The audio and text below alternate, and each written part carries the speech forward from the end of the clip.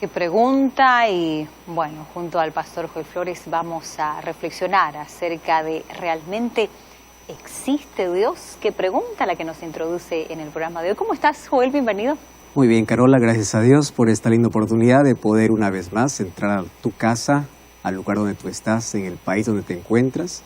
Saludamos a los amigos que están viendo este programa en la televisión y a aquellos que están en internet. Aquellos que están en Facebook, aquellos que están en YouTube, acompañando siempre nuestro programa cada semana. ¿Alguna vez ya te preguntaste eso, Carola? Yo creo que por nuestra mente ya pasó muchas veces eso, especialmente cuando nosotros queremos sentir que Dios está y buscamos basar nuestra experiencia en Dios en sentimientos. Entonces yo no siento que Dios existe, yo no siento que Dios está, entonces llego a la conclusión, Dios no existe. Y allí viene el interrogante, ¿realmente existe? Si existe, ¿dónde está? ¿Qué está haciendo? Y tú sabes que hay un grupo cada vez mayor de agnósticos o de aquellos que se declaran ateos que niegan abiertamente la existencia de Dios. Algunos porque quieren traer la existencia de Dios a un laboratorio, quieren verlo, quieren tocarlo, quieren palparlo, si no, no creo, dice algunos. Otros simplemente por la experiencia difícil de la vida. Exacto. Aquellas caídas, aquellos fracasos, aquellas interrogantes sin respuestas, lleva al ser humano a una línea muy peligrosa. Todo comienza con la duda, empiezas a dudar del amor de Dios y terminas dudando de la existencia de Dios. Exacto. Y tú dijiste algo muy interesante. Inclusive hay personas que creen en Dios, pero por vivencias, circunstancias de la vida, los van llevando a no creer más o dejar de creer. Eso es muy triste, ¿no? Siempre tenemos datos, algunas informaciones al inicio, Joel, y hoy no es diferente. En relación a este tema, tú sabes, hablando en números, en porcentajes, que el 51% de la población mundial sí cree en Dios. El 18% de la población mundial no cree que existe un ser superior y el 17% de la población está indeciso. ¿Existe Dios? Sabes que la palabra de Dios te da respuestas muy claras. Sin duda. Pero ¿cómo poder explicar a una persona que ni siquiera cree en la Biblia sobre la existencia de Dios?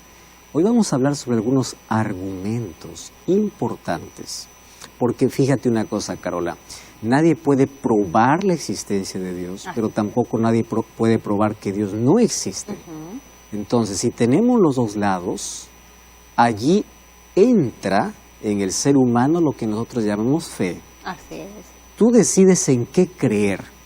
Sin embargo, si vamos a la Biblia nos muestra de manera clara la existencia de Dios. Solo que no solamente la Biblia. Dios se reveló de otra manera. La palabra de Dios es una revelación, es la fuente de inspiración, es una revelación grande para nosotros. Pero hay otros medios que también nos dicen que Dios existe. Y por eso vamos a abrir la palabra de Dios y gracias por tenernos esos datos y acompañarnos como siempre en la introducción de este tema. Escuchamos. Bienvenido una vez más, gracias por acompañarnos cada semana. Estás allí pendiente de este programa, nos alegra mucho que puedas participar, que puedas escribir, si estás allí en una red social, que puedas acompañarnos. Y hoy vamos a hablar sobre uno de los temas más delicados, porque todos en la vida ya nos hicimos alguna vez esta pregunta. Alguien me dijo así, pastor, ¿es pecado preguntar si Dios existe o no? Le dije, no es pecado. Mas si tú quieres encontrar respuestas, tienes que ir a la fuente correcta.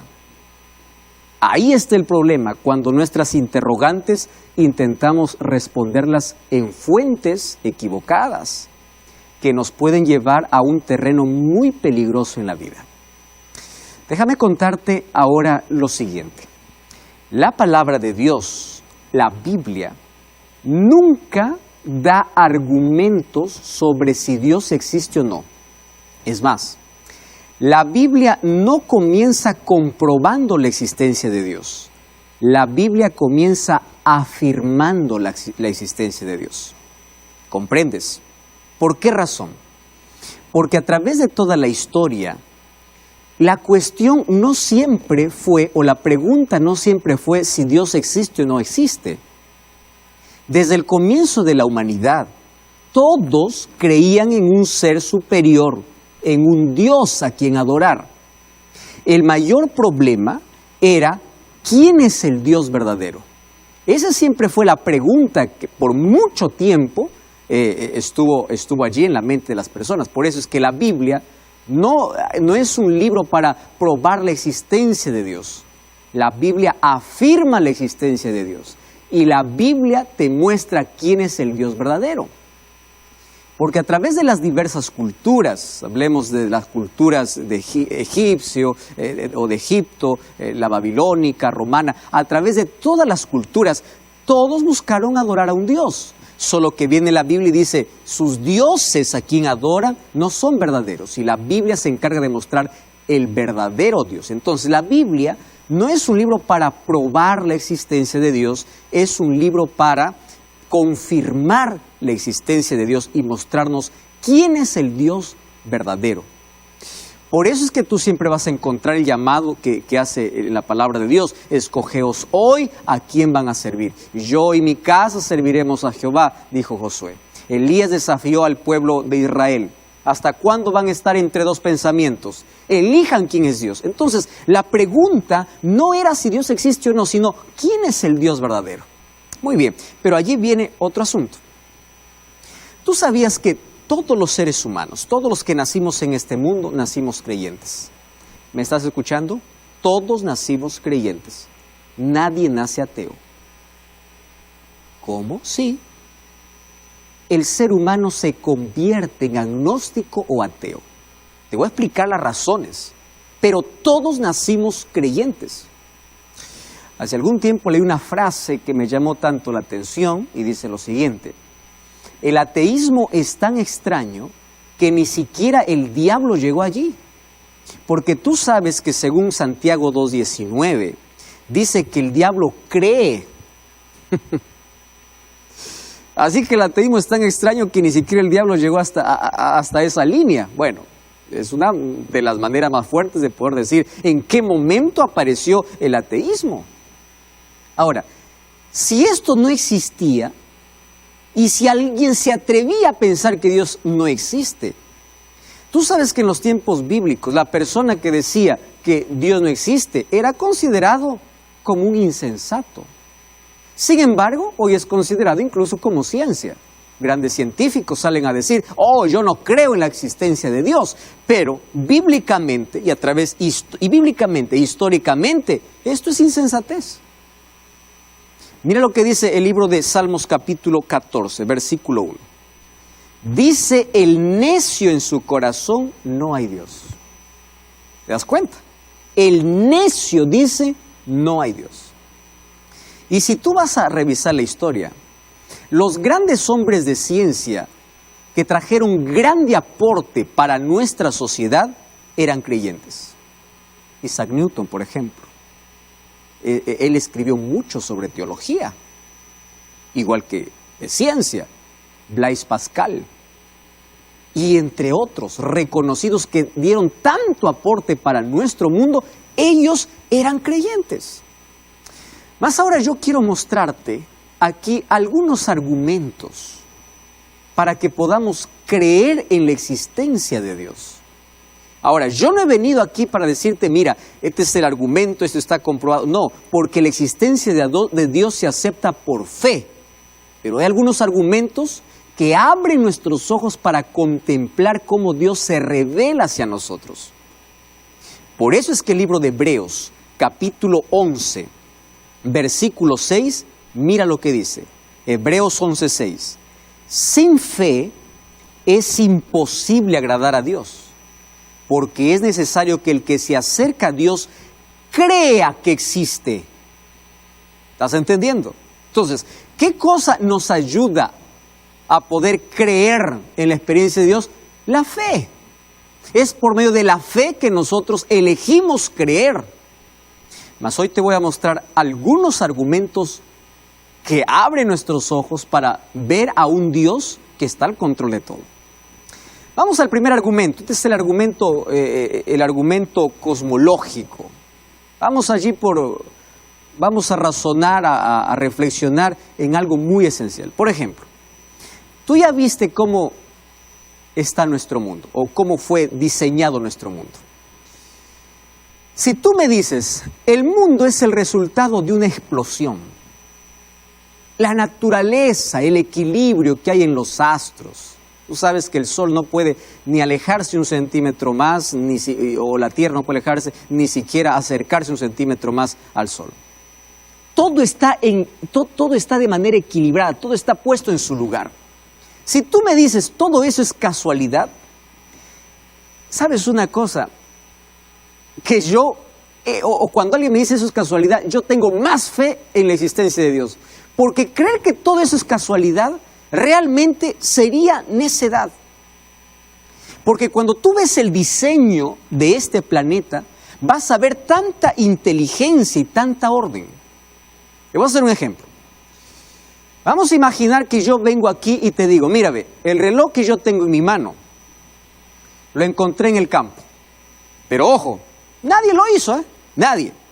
Solito vino la correa, se unió al puntero, se puso a la hora y se puso a funcionar. Entonces, el reloj se hizo solo. ¿Tú me creerías eso? Que un reloj se hace solo. Mira cuántas piezas tiene un reloj. Tiene un segundero, tiene un minutero, ¿no? Y tiene muchas piezas allí dentro y funciona. Yo te digo, no, esto se hizo así de la nada. Vino de la nada y se colocó. ¿Tú me creerías? ¿Por qué no me creerías? Claro, porque sabes que quien hace un reloj es alguien que lo diseña, lo estructura. Ahora, si un reloj necesita de un diseñador, ¿cómo este planeta no va a tener un diseñador? ¿Estás comprendiendo? Mira la naturaleza, mira el planeta, diseñado de manera inteligente. Entonces, si las cosas pequeñas de la vida necesitan de un autor, de un creador, el universo significa que tiene alguien que lo diseñó. Vamos a un segundo argumento. Estamos aquí reflexionando, ¿está bien? En asuntos importantes. Número 2, ese es el argumento ontológico. ¿Qué dice el argumento ontológico? Todos venimos a este mundo teniendo en la mente la idea de Dios. Por eso es que diversas culturas buscaron siempre adorar a Dios, adorar a algo. Mira, ese sentimiento, esa iniciativa que tiene el ser humano de adorar siempre, ya es una huella de Dios en la vida del ser humano. La moral que tiene el ser humano, ¿cómo puede distinguir lo bueno y lo malo? ¿Cómo es que es diferente, por ejemplo, a la creación divina o a los animales? ¿Cómo puede razonar? ¿Cómo puede ser inteligente? La misma moral y la conciencia que el ser humano tiene es la evidencia de la huella de Dios, de que tú eres imagen de Dios. ¿Correcto? Vamos a un tercer argumento. Ese es el argumento existencial. ¿Qué consiste el argumento existencial? Todos tenemos un vacío existencial. Todos tenemos ese tipo de preguntas en la vida. ¿De dónde vengo? ¿Quién soy? ¿A dónde voy? Y ese vacío existencial, las personas que se encuentran con Dios y tienen una experiencia con Dios y creen en Dios, son felices. Ahora, si Dios no existe, ¿cómo me explicas que la persona que tiene fe no tiene ese vacío existencial? ¿Cómo explicas eso? ¿Me estás entendiendo?